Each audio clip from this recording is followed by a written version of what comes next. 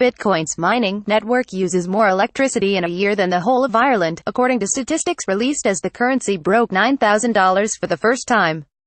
According to Digiconomist, the estimated power use of the Bitcoin network, which is responsible for verifying transactions made with the cryptocurrency, is 30.14 terawatt-hours a year, which exceeds that of 19 other European countries.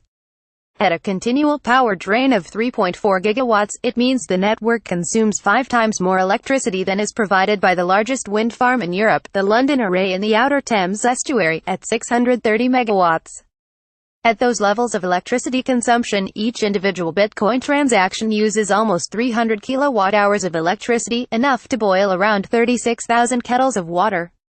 Although power consumption of other payment networks is harder to isolate, one of Visa's 2 U.S. data centers reportedly runs on about 2% of the power required by Bitcoin.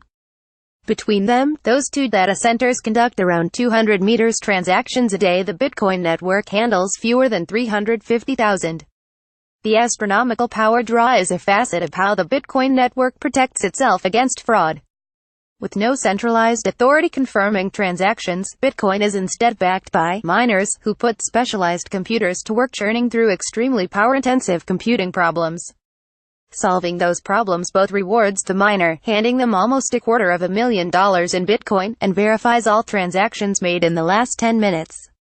As the price of Bitcoin goes up, so does the value of the reward, meaning that more miners put more computers to the task of running the network. But since the price of Bitcoin doesn't necessarily rise in step with the number of transactions, that disconnect can mean the currency uses a significant amount of power per transaction in periods of high prices. The value of one Bitcoin neared $10,000 on the 27th of November, as the currency continued to grow in its third significant boom in its history. Previous periods of sustained growth, in 2013 and 2014, each ended with substantial busts, leading commentators to label them, in hindsight, as speculative bubbles.